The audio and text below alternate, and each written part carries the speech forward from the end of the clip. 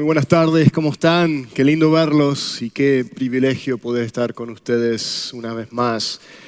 Y quiero también tomar la oportunidad, una vez más, de desear a cada mamá aquí presente un feliz, muy feliz Día de las Madres. Y, por supuesto, en particular, desear a mi esposa, madre de nuestros 4 hermosos hijos, un feliz Día de las Madres. Y, por supuesto, no me puedo olvidar de mi querida suegra que está aquí presente. ¿Dónde está, suegrita? Okay. Allá atrás. Bueno, feliz Día de las Madres. Y yo sé que mi esposa, como mamá, está muy, muy orgullosa hoy este fin de semana, porque justamente este fin de semana fue la graduación de nuestro hijo más chico, ya el último que nos quedaba para graduarse, y se graduó de la Universidad de Houston y fue gran bendición. Así que yo sé que ella está muy, muy orgullosa. Amén. Y yo también como papá estoy orgulloso, así que ha sido una gran bendición. Bueno, también quiero saludar a aquellos que nos están viendo en línea, también desear un feliz Día de las Madres a todas las mamás que se han conectado también, y por supuesto a nuestras visitas. Qué privilegio realmente que ustedes están aquí y podamos estar juntos y poder juntos oír, escuchar, recibir y ser ministrados a través de la bendita palabra de Dios. Bueno, hace un mes nos embarcamos en esta preciosa serie en Efesios capítulo 1, titulada Identidad, y contestando la pregunta, ¿quién soy? ¿Quién soy? Primero descubrimos que nuestra verdadera identidad se encuentra anclada en Jesús. Después vimos que nuestro genuino valor, el valor que nosotros tenemos, no está basado en las cosas temporales de esta vida, sino que está basado realmente en Cristo. De que Dios te valora a ti y a mí, y la medida que Él lo mide es en base a lo que Él ha invertido en ti y en mí. Y lo que Él invirtió fue a su propio Hijo, Jesucristo. Después también vimos que podemos vivir vidas con propósito, que nuestras vidas tienen sentido, tienen propósitos en Cristo. Y después, al final, ya el último mensaje de la semana pasada, el pastor Joel nos trajo acerca de la promesa del Espíritu Santo y cómo el Espíritu Santo asegura, ¿no es cierto?, la autenticidad de nuestra fe en Cristo y nuestra identidad en Él. Así que ahí estuvimos viendo todos esos preciosos mensajes, y hoy justamente en esta tarde vamos a estar explorando acerca de cómo nosotros podemos tener una relación más profunda con Dios y poder experimentar en una manera personal todos los beneficios, todas estas bendiciones espirituales que Pablo menciona ahí en los versículos 3 al 14, de cómo nosotros los podemos experimentar en nuestras vidas diarias. Así que eso es lo que vamos a estar viendo. Un inversionista, un magnate, una persona que fue extremadamente millonaria, se consideraba la persona más rica de Estados Unidos en su tiempo, William Randolph Hearst. Se dice que a esta persona le gustaba coleccionar obras de arte, cosas de gran valor, y en una ocasión él estaba en búsqueda de una pintura en particular que él quería comprar, que él deseaba tener. Entonces él tenía tanto dinero que mandó a sus hombres, a su gente, a ir por todas partes del mundo en búsqueda de esta pieza de arte, de esta pintura. Y después de estar viajando por todas partes del mundo y después de haber estado gastando miles y miles de dólares, finalmente lo hicieron. Finalmente encontraron esa obra de arte. ¿Y saben dónde la encontraron? La encontraron precisamente en la propia colección de William Randolph Hearst. Estaba en su bodega, él ya la tenía y la poseía. El problema estaba de que, aunque él ya la poseía, el problema era de que él no sabía que la tenía. No sabía que la tenía.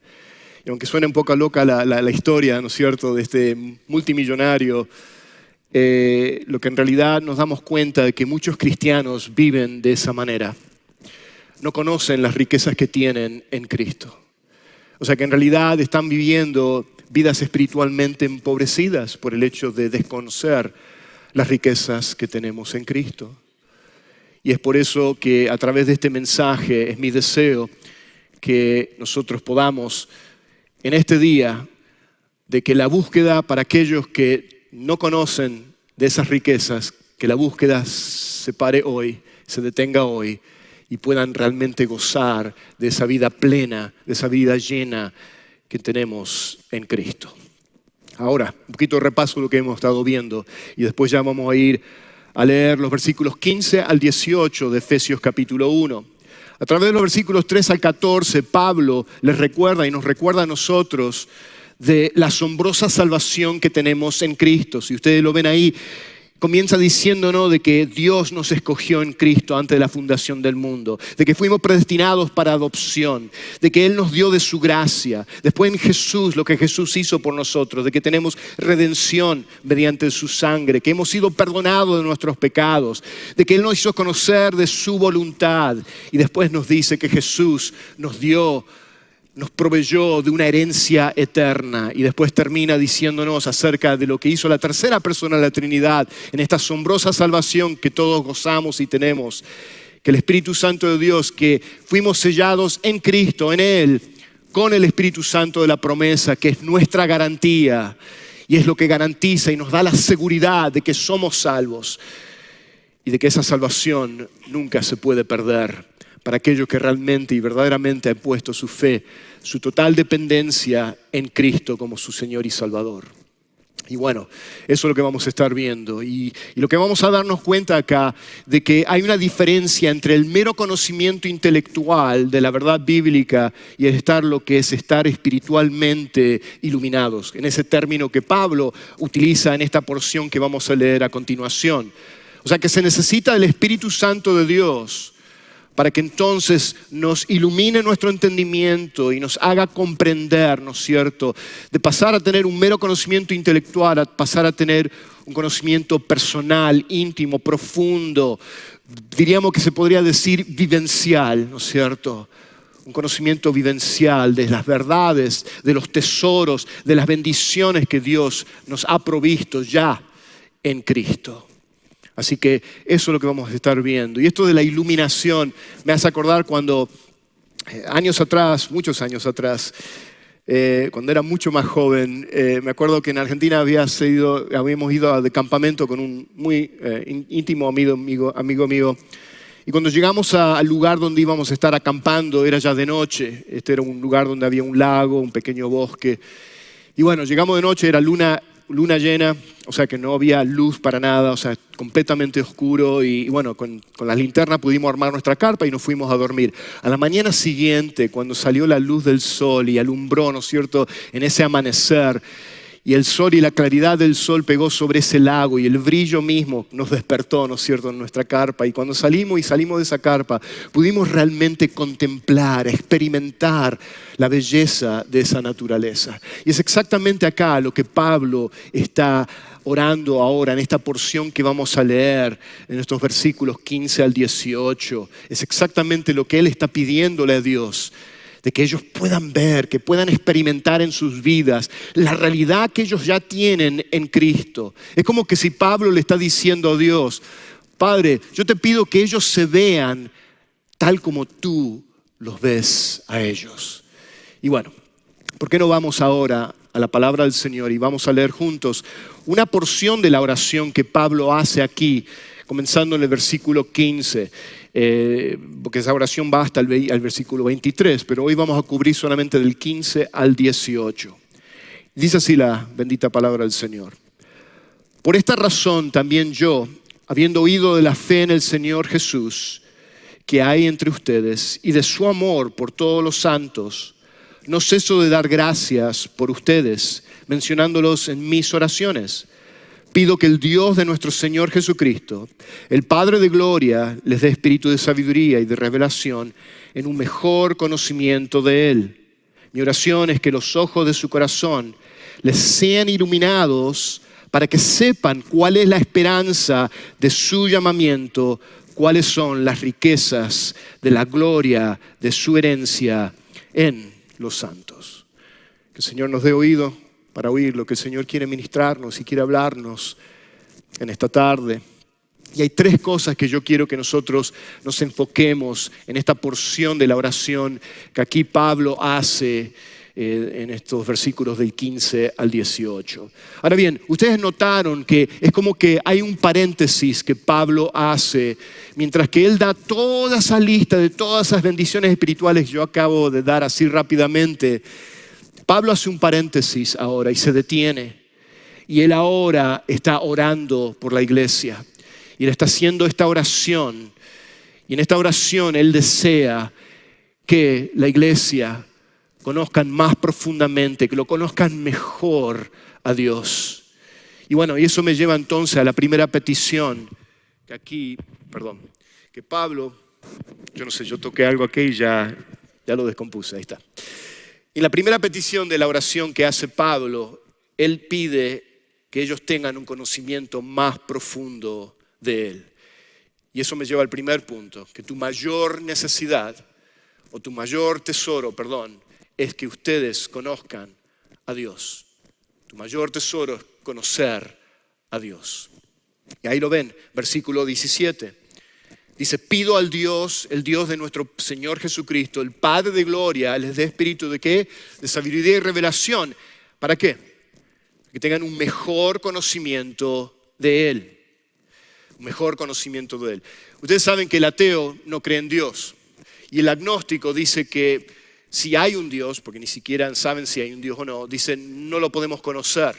Pero acá la palabra de Dios nos hace ver y nos revela que sí podemos conocerlo y que Dios desea que tú conozcas a Dios más profundamente. Y que al conocerlo y al comenzar a conocerlo más profundamente, tú puedas comenzar a comprender más claramente, que se ilumines tu entendimiento de todo lo que te rodea en tu vida y entonces tu vida pueda tener sentido y propósito.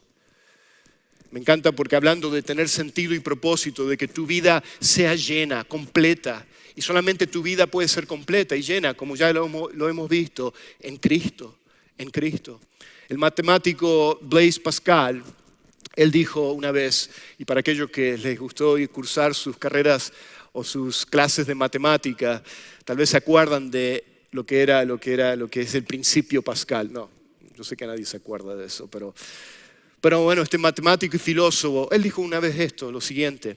Dice, en el corazón de todo hombre existe un vacío que tiene la forma de Dios. Este vacío no puede ser llenado por ninguna cosa creada. Él puede ser llenado únicamente por Dios, hecho conocido mediante Cristo Jesús. ¡Wow! ¡Qué gran verdad! Y es exactamente eso lo que Pablo nos está diciendo acá y que lo que él desea que nosotros como iglesia, nosotros conozcamos más profundamente a Dios. Y bueno, Pablo acá no está pidiendo a Dios lo que ellos no tienen, sino que Pablo está pidiendo lo que ellos ya tienen y le está pidiendo que Dios le ilumine, que ellos puedan conocer más profundamente lo que ellos ya poseen en Cristo. Y entonces eso me lleva a el primer punto acá, que tu mayor necesidad en la vida, o sea, que la mayor necesidad de la vida de todo cristiano, de todo seguidor de Cristo, es conocer a Dios, ¿no es cierto?, en una manera más profunda, de una manera más profunda. Ahora bien, ¿cómo llegamos a conocerlo de una manera más profunda? ¿Cómo llegamos a conocerlo de esa manera más íntima? Y bueno, el primer paso que debemos de hacer es comienza aprendiendo más acerca de Él a través de su palabra, por medio de su palabra. Ahí Pablo también en otra carta que él escribió en Colosenses 3:16, él dice lo siguiente, que la palabra de Cristo more en abundancia en vosotros. O sea, que amor en abundancia. Y mi pregunta es, ¿está la palabra de Dios morando en abundancia en nuestras vidas? Segunda de Pedro 3:18 también dando como un mandamiento, ¿no es cierto?, una responsabilidad nuestra. Él dice lo siguiente, ante bien dice, creced en la gracia y en el conocimiento de nuestro Señor y Salvador Jesucristo. De crecer en su gracia, de crecer en el conocimiento de nuestro Señor y Salvador Jesucristo. Vemos la gran importancia que eso tiene. Ahora bien, sabemos que todo esto es con la ayuda, en la obra y el poder del Espíritu Santo de Dios que nos hace crecer en su gracia. Es por medio del Espíritu Santo de Dios, en esa obra, en ese trabajo que Él hace de la santificación en nuestras vidas, es que nosotros podemos crecer y conocerlo más profundamente. Pero ahora bien, no nos quedamos ahí. El siguiente paso que tomamos es entonces que no solo que tengamos un entendimiento de Dios, sino que también tengamos una experiencia personal con Él. O sea que no nos quedamos solamente con el hecho de aprender más acerca de Dios, que es el principio, es el comienzo, sino que tomamos el siguiente paso de que también nuestras vidas experimenten, ¿no es cierto?, la realidad de la vida de Cristo. Porque tú y yo estamos siendo creados a la imagen y semejanza de Cristo. Y es en ese proceso de santificación, en ese proceso que el Espíritu Santo está haciendo, es que Dios quiere que tu vida y mi vida manifiesten, reflejen la vida de Cristo en una manera experiencial, en una manera vivencial. Y bueno, ahora bien, ¿cómo entonces nosotros podemos conocer a Jesús de esta manera experiencial, como estamos diciendo? Y eso, la manera que lo hacemos es que un creyente, un seguidor de Cristo, conoce a Jesucristo en una manera experiencial o en su experiencia en la medida que le obedece. O sea que en nuestra experiencia diaria, la manera que vamos a conocer más íntimamente, más profundamente a Jesús, es en la medida que también aprendemos obediencia. Primera de Juan 2:3 nos lo dice claramente. En esto sabemos que le hemos llegado ¿a qué? A conocer, si guardamos sus mandamientos. O Juan 14:15, cuando Jesús ahí en el aposento alto, horas antes de la pasión, Él le recuerda a sus discípulos, a aquellos que Él amó y amó hasta el final, cuando Él les dice, si ustedes me aman, guardarán mis mandamientos. Y nos damos cuenta que entonces, a medida que aprendemos a amarlo más a Él, es la medida que también estamos creciendo y conociéndolo más íntimamente a Él. Y entonces nos damos cuenta que si hay áreas en nuestras vidas de desobediencia, entonces podemos concluir que nuestro conocimiento de Jesús también es deficiente. Ahora bien, ¿de qué otra manera también lo conocemos a Jesús más profundamente en una manera experiencial o en nuestra experiencia? O sea, un creyente entonces conoce a Jesús en su experiencia en la medida también que aprende a amar, que ama. También nos dice 1 de Juan 4, 7 y 8.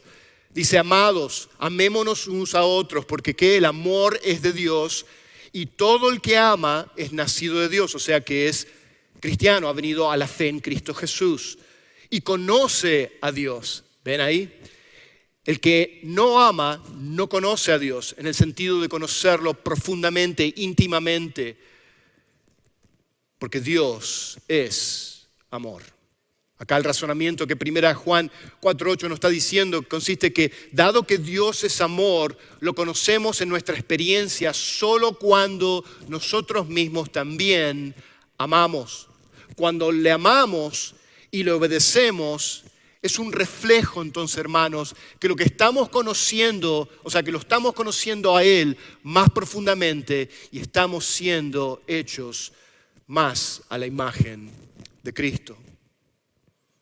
Así, en resumen, es decir, que cuando mejor conocemos a Dios, cuanto más íntimamente lo vamos conociendo, más lo amaremos.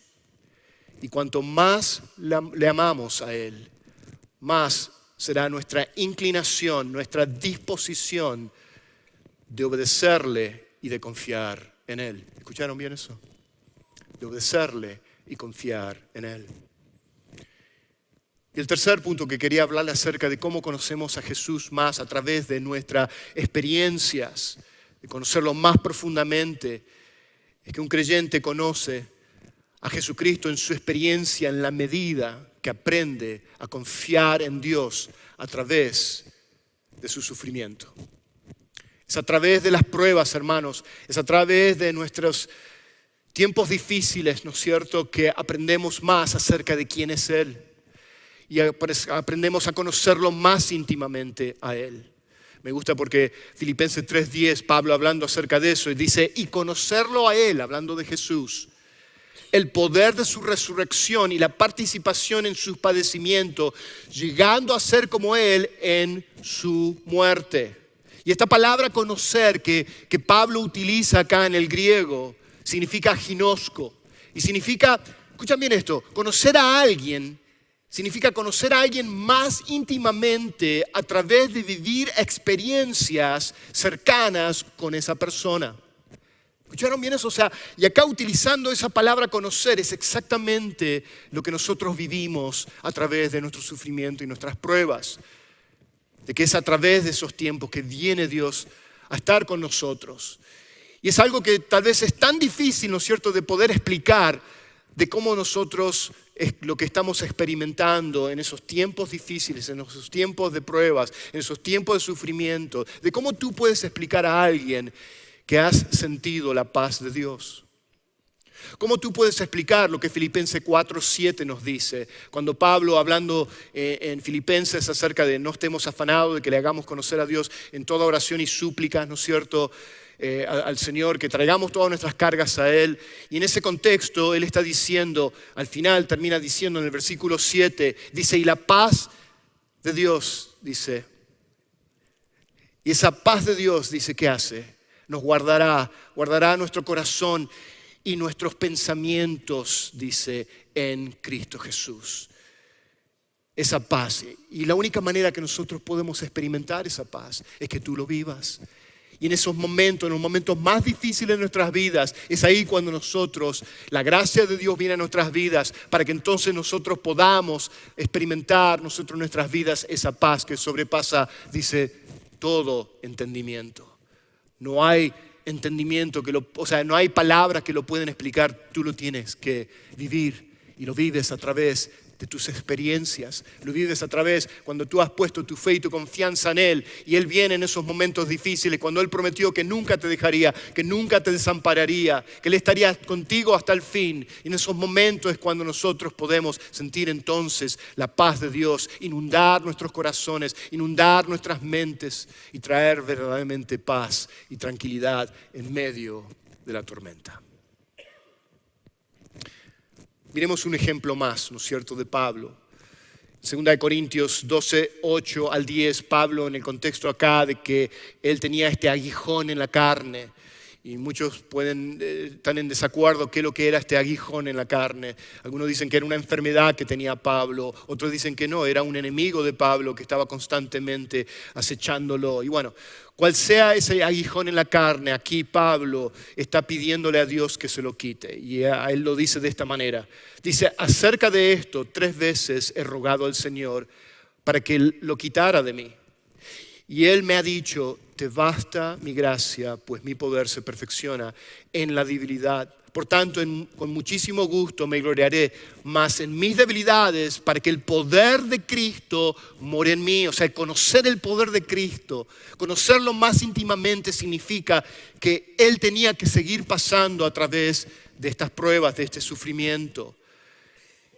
Y Él después termina diciendo en el versículo 10, por eso me complazco, dicen, las debilidades, en insultos, en privaciones, en persecuciones, en angustias, por amor a Cristo, porque cuando soy débil, entonces, dice, soy fuerte. Hermanos, hermanas, nunca vas a conocer de esa gracia si no tienes las exigencias que la demandan. ¿Escucharon bien eso? Nunca vas a conocer de la gracia de Dios si no ves o experimentas las exigencias que la demandan. ¿Y cuáles son esas exigencias que la demandan a esa gracia que viene a tu vida, a mi vida? Son las pruebas, son el sufrimiento. Y eso me lleva entonces a este último punto, que el conocer a Dios íntimamente requiere sufrir proporcionalmente. A medida que aprendemos a pasar a través de nuestras pruebas, es en proporción también, ¿no es cierto?, que a medida que lo vamos conociendo a través de nuestras aflicciones y nuestros tiempos difíciles, entonces vamos a ir conociéndolo más profundamente. O sea que vemos que Dios no nos quita del sufrimiento. Ustedes saben, yo sé que tanto ustedes como yo hemos vivido esos tiempos tan difíciles, tiempos de incertidumbre, tiempos de prueba. Y sabemos que Dios en el sufrimiento no quita el sufrimiento así de inmediato, sino lo que Dios hace es que Él incrementa su gracia para que podamos nosotros pasar a través de las pruebas, de que podamos soportar las pruebas, ¿se dan cuenta? Y podamos entonces conocerlo a Él más profundamente y en medio de esa gracia que Él trae a nuestras vidas, entonces poder darle gloria a Él. Gloria a Él. Amén.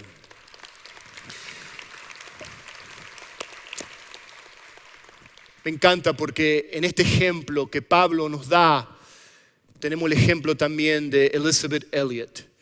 Elisabeth Elliot fue la esposa de Jim Elliot, el misionero cristiano que fue asesinado junto con sus compañeros misioneros cuando ellos fueron e intentaban evangelizar al pueblo guaraní de Ecuador.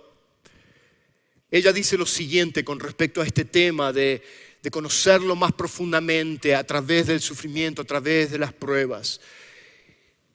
Y acá Elisabeth Elliot dice, sufrir nunca es en vano. Ahora, ¿cómo lo sé? Las cosas más profundas que he aprendido en mi propia vida provienen del sufrimiento más profundo, de las aguas más hondas, de los fuegos más violentos. Han surgido las cosas más insondables, ahí está, que conozco sobre Dios. Las cosas más insondables, las cosas más profundas, las cosas más íntimas de conocerlo a Él, al único quien puede darnos la esperanza en medio del sufrimiento. Y es ahí que vemos a Elisabeth Elliot dándonos ese ejemplo de lo que acabamos de ver ahora en este punto. Muy bien, continuamos con la oración de Pablo. Pablo no solamente pide que conozcan mejor, más profundamente a Dios, pero vemos que en la segunda petición que él hace, en el versículo 18 que leímos, es que él pide que ahora que ellos sepan cuál es la esperanza de su llamamiento, que ellos sepan cuál es la esperanza de su llamamiento. Y eso me lleva al segundo punto, que el conocer a Dios te hace vivir confiadamente con esperanza, con esperanza. Ahí lo dice, mi oración es que los ojos de su corazón les sean iluminados para que sepan cuál es la esperanza de su llamamiento. Ahora, ¿a qué se refiere esto de la esperanza de nuestro llamamiento? Acá lo que se está hablando de esta esperanza de nuestro llamamiento se refiere a la certeza, a la confianza de nuestra salvación, la seguridad de la vida eterna que tenemos en Cristo. Porque el mismo que nos salvó por gracia es el mismo que también mantiene y guarda nuestra herencia eterna, hermanos. Entonces tenemos que vivir con nuestros ojos que estén alumbrados, iluminados en ese sentido. Porque aquel cristiano, aquel creyente que cree que la salvación se pierde, es que sus ojos no han sido iluminados. Y no han visto las riquezas, los tesoros que tenemos en Cristo. Que la garantía, el quien nos selló y nos da esa garantía, ese depósito de que vamos a obtener la herencia eterna que nos fue prometida, que comenzó en el momento que tú pusiste tu fe en Jesucristo. Porque aquel que cree, dice, tiene vida eterna. No uno a lo mejor, no un tal vez, tiene vida eterna. Y esa vida eterna comienza en el momento de nuestra salvación, en el momento que pusimos nuestra fe en Jesucristo. Y vida eterna es vida eterna, o sea que seguirá por toda una eternidad, de este lado de la eternidad al otro lado de la eternidad, cuando estemos en la presencia, en la gloriosa presencia de nuestro querido y precioso Salvador Jesucristo. Así que eso es lo que es, hermanos. Amén. Toda la gloria a Él. En 1 Corintios 1:9 acá nos vuelve a recordar Pablo, fiel es Dios, fiel es Dios. Dice, quien los ha llamado a tener comunión con su Hijo Jesucristo, nuestro Señor. Nos llamó, ¿para qué? Para que tengamos comunión con Él. Él no te llama y después te desecha. Él te llamó para que tú tuvieras esa comunión, y esa comunión es una comunión eterna. Dios ha tomado la iniciativa de llamarnos, de elegirnos, de escogernos. Y a través, ¿no es cierto?, de esa elección, Dios entonces nos dio un propósito eterno, para que entonces nosotros podamos glorificarle a Él y que nuestras vidas sean de gloria y honra para Él en este propósito que Él nos ha dado. Dios nos ha llamado por su gracia, no por nuestras obras, no por nuestros méritos, sino por su amor y por su gran misericordia, porque Dios es rico en misericordia, y es rico en misericordia porque Él nos ofreció a Cristo. Todo, absolutamente todo. No hay otra cosa que nosotros podíamos recibir para nosotros poder ser salvos. Solamente Dios podía salvarte a ti y a mí. Entonces ahí lo que vemos, que en este último punto acá, que el llamado de Dios nos da una esperanza entonces poderosa, una esperanza poderosa. Y esa palabra esperanza en el Nuevo Testamento no es un ojalá, no es espero que mañana no llueve, ¿no es cierto? Como nosotros hablamos, aunque llovió torrencialmente anoche y bueno, sigue lloviendo. Pero ¿no es cierto? Cuando usamos el término de espero, yo espero, tengo esperanza, lo usamos en esa manera corriente, o sea, la manera común de hablar. No es así en la palabra, en la Biblia. No es un ojalá, no es algo que es incierto o un a lo mejor que va a ocurrir o no va a ocurrir, sino que la palabra esperanza, lo que la palabra nos enseña, que es la confianza, escuchen bien esto, y la expectativa segura de que Dios cumplirá sus promesas en ti y en mí. Es segura, hermanos, porque Dios es fiel. Dios es fiel. O sea que entonces la esperanza no nos va a defraudar porque Dios es fiel. Porque Dios es fiel y poderoso para hacer realidad nuestra esperanza. Él la hace realidad. Él la hace realidad. Acá vemos entonces que también en 1 Pedro 1:3 también nos recuerda acerca de eso. Cuando Él nos dice, bendito el Dios y Padre de nuestro Señor Jesucristo, que según su grande misericordia nos hizo renacer, o sea, el nuevo nacimiento, la salvación. ¿Para qué? ¿Para qué te salvó? ¿Para qué te hizo renacer? Para una esperanza viva. Es una esperanza que está viva. Es una esperanza que continúa obrando y trabajando en nuestras vidas. Es viva, dice, por la resurrección de Jesucristo de los muertos. Así como Cristo resucitó entre los muertos, así tú y yo también resucitaremos. Y esa es la garantía, esa es la esperanza que tenemos. Y mucha gente hoy en día se pregunta, ¿hay esperanza? En un mundo de incertidumbre, en un mundo que está lleno de tragedias, en un mundo en el cual hay tantos problemas, tantas cosas, calamidades que están ocurriendo, ¿hay realmente esperanza? Y la respuesta es claro que sí. La respuesta a esta pregunta es que podemos encontrar solamente en Cristo la verdadera esperanza en tu vida y en mi vida. Y solamente en Él está esa esperanza. Y esto me lleva entonces a la tercera petición acá de Pablo, y ya terminando.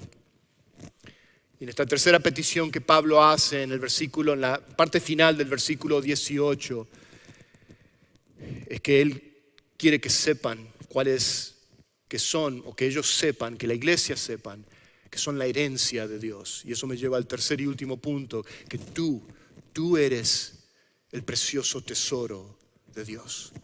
Tú eres ese precioso tesoro. Acá nos dice que está hablando, en esa última parte dice, ¿cuáles son las riquezas de la gloria de su herencia? ¿Notaron eso? Su herencia en los santos. Está hablando de la herencia de Dios. No está hablando ahora de nuestra herencia. Por eso acá Pablo no está hablando de lo rico que somos nosotros en este punto, sino de lo rico que Dios es por considerar, o sea, por tú ser parte de su familia, por considerarte a ti y a mí parte de su familia. Es por eso que Dios se considera rico. Tú eres ese tesoro. Tú eres ese tesoro. Y nuevamente, ¿qué significa esto de las riquezas de su gloria? Nuevamente Él nos explica que tú eres esas riquezas de su gloria. ¿Y por qué tú eres eso? Porque Él te creó a su imagen y porque fuiste rescatado y comprado a un gran precio para Dios. Gran precio para Dios. O sea que Dios te ve como su herencia, su posesión preciosa. Qué hermoso saber eso. Qué seguridad nos da eso. Qué descanso nosotros podemos tener, ¿no es cierto?, al saber que somos su herencia, su posesión, comprados a precio de sangre. La preciosa sangre de Cristo fue vertida para salvarnos, porque tú y yo merecíamos estar separados de un Dios que es santo y justo. Pero Dios nos amó de tal manera, y Dios tuvo gran misericordia de ti y de mí, que Él nos ofreció el sacrificio de su único Hijo para que entonces tú y yo podamos tener una herencia eterna y ser la posesión de Dios. Ya terminando, me encanta porque el Salmo 17:8 nos recuerda de lo precioso que somos cuando el salmista dice de que nosotros somos la niña de sus ojos, cuando él dice, guárdame como la niña de tus ojos. Escóndeme a la sombra de tus alas. Qué preciosos somos, qué hermoso es, ¿no es cierto?, de saber que ese es el valor que Dios nos ve y cómo Él nos guarda y nos cuida. Ahora bien, esta serie hace la pregunta, ¿quién soy? Y realmente la respuesta está acá, en lo que acabamos de ver. La respuesta que Dios nos da es, ¿quién soy? ¿Quién tú eres? Tú eres mi tesoro, dice Dios. Tú eres mi tesoro. Ahora bien, Dios y todas estas riquezas que Él nos dio en Cristo Jesús son tuyas, son mías. Y este precioso tesoro solo se puede obtener aceptando a Jesús como tu único y suficiente Salvador. Y si tú no lo has hecho en el día de hoy, si tú nunca has recibido a Cristo como tu Señor y Salvador, lo puedes hacer ahora mismo, hoy mismo.